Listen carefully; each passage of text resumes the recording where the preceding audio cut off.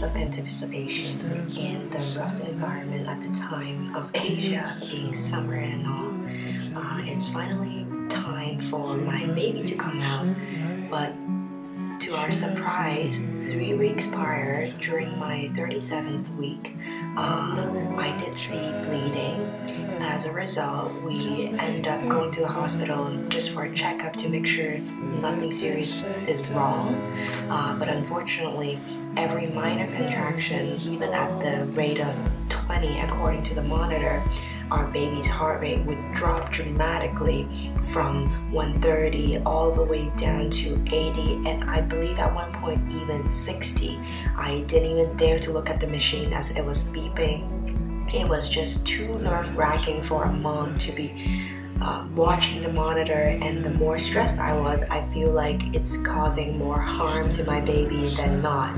So at the time it was very stressful, and the fact that we were in Asia, the doctor literally stood there, okay, so I suggest you induce labor right now. So make up your decision. And I actually politely said, can we have a moment just so that my husband and I can talk about it and make a decision, because we really wanted a natural labor.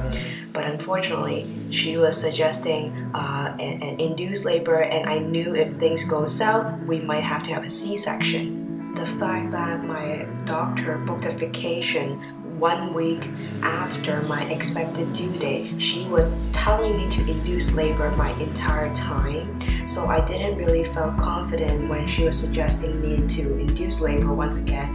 I just didn't thought I was getting a fair opinion at the time, and I didn't have time to digest what was happening because everything happened so quickly. We went into the hospital around 2-ish, and everything just happened so fast. We had an emergency C-section around 6 or 7. It was just very confusing for me at the time.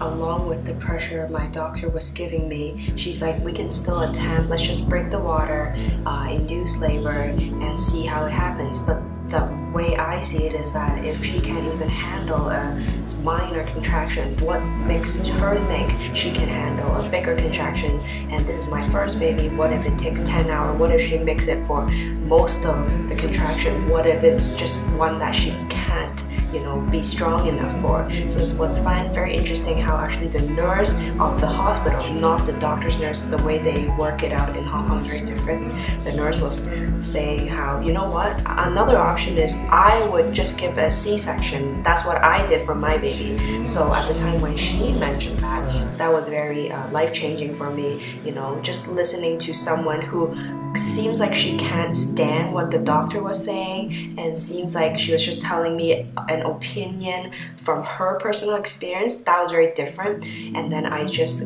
said to my husband and everybody else that, we had a minute, we finally forced her out, and then she said, you know what, I can't come back every time you have a scare or bleed or whatever. I just can't do it. You have to make up your decision at the time. But I still insisted that, what, can you give me a minute to think about it? So what ended up happening is we said we just want to monitor it once more, and if the results are not pleasing, you know what, we will make up a decision, So, and the second time around, that was when her heart rate dropped once again, even lower this time for a few minutes. So at the time I just kind of knew, you know what, I have to do this, we have to do this, let's go for an emergency C-section.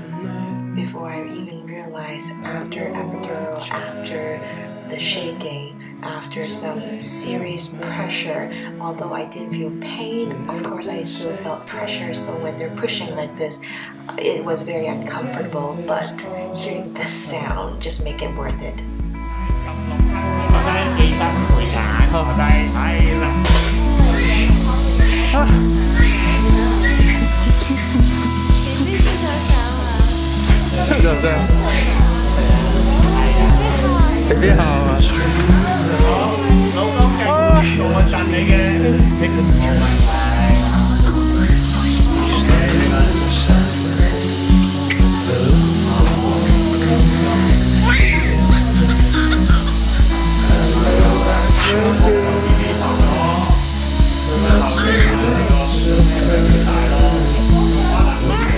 The time I remember I got my epidural epidural. It was literally painless. I didn't feel anything. He was like, hey, you should hold your position this way. And I was like, oh, I can't bend any further. And then he's like, oh, I'm done. Literally, that was how it happened. I did have some unstoppable shaking during the surgery, but I guess everyone's reaction is different, but it was really, really unstoppable. They had to tie me down, both arms to the bed.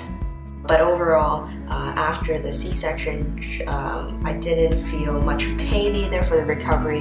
The entire process, literally, the epidural, the surgery, and the recovery, I felt very little to no pain at all. I was very, very nervous. I have never had a surgery in my life, so I didn't know what to expect, and just visualizing how big the cut was very shocking to me. Holding my baby at the time and just focusing on how I wanted a successful breastfeeding session just kind of kept me going. And I still remember every 2 hours or so they would bring the baby along. For the first night, I was just so determined. I said, you know what, I would breastfeed and bring the baby along, although I just had the surgery. Come to think of it, I'm glad I did it, but I don't know if I would rush into it the same way I did because at the time I was still under shock mentally and physically, not having been through this at all. It was very demanding. I literally did not sleep. Like, it's not like I can sleep and then wake up. I literally pretty much stayed awake the whole night, and that was quite demanding. My husband ended up getting sick right after. So just coming to think about it, breastfeeding obviously is a choice, and to a lot of moms, it's highly recommended experience. And it's great for the baby, but it's not the end of the world to sometimes supplement a little bit. The baby, they learn, they're very strong anyway. So I think I was a little bit too stressed out at the time with trying to make everything perfect and everything go exactly as planned. But with a baby, you just can't do that anymore. And oh boy, was I glad when I heard my baby cry for the first time afar. I still remember we had all these dreams and hopes of, hey, can we delay cutting the umbilical cord? Can we do this and that? But at the time, it was obviously very intense and sensitive moment. All the doctors were alert. We're just glad, she was okay when she came out. And it's kind of interesting how they didn't find out the cause at all as to why her heart rate dropped.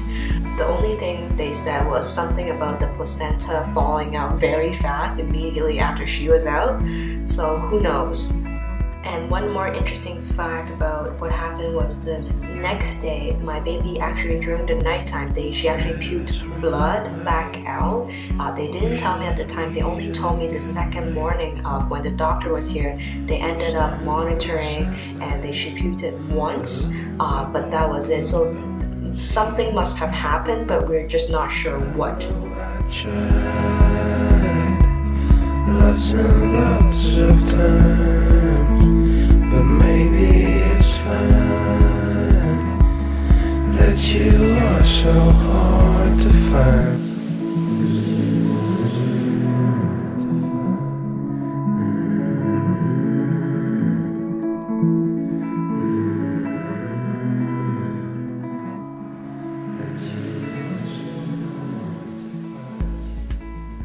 I almost sense that they want you to listen. They are the professional, you just listen and go with the flow.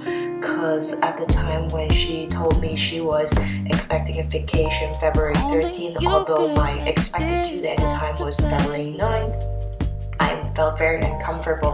What if the baby's delayed and 2 weeks after the expected date is still a safe time to deliver naturally? She just said, you know what, we can induce, it's not a big deal, it's so easy.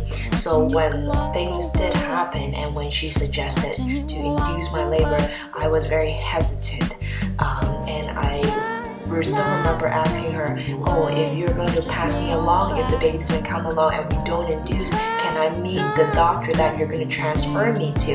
And she actually rejected the suggestion of mine. She rejected me actually meeting the doctor at all. Obviously, it's a lot of money that we paid. We paid 150K Hong Kong dollar for this entire ordeal, and I think her salary alone was 40 or 50k Hong Kong dollar.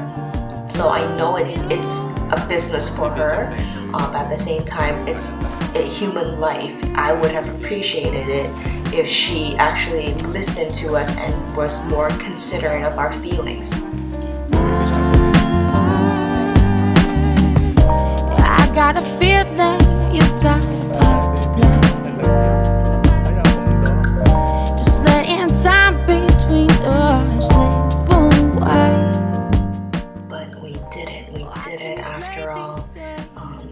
The baby was sent to my room after they monitored me for approximately an hour.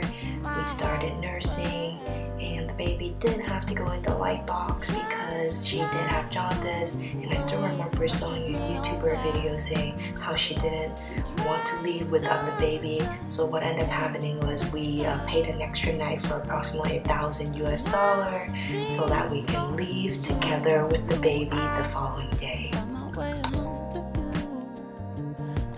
And looking at how small she is right now, she's already 8 months. At the time I'm making this video, I've been very delayed. I can't believe how small she is. We're almost forgetting the time when she was this young. Making these videos, it's actually a great reminder of what we've been through, how lucky and blessed we all are. Thank you again for tuning in and taking the time out of your busy schedule to listen to our baby story. I just figured it might be interesting to share some more recent videos and pictures of our baby with you all. Until next time.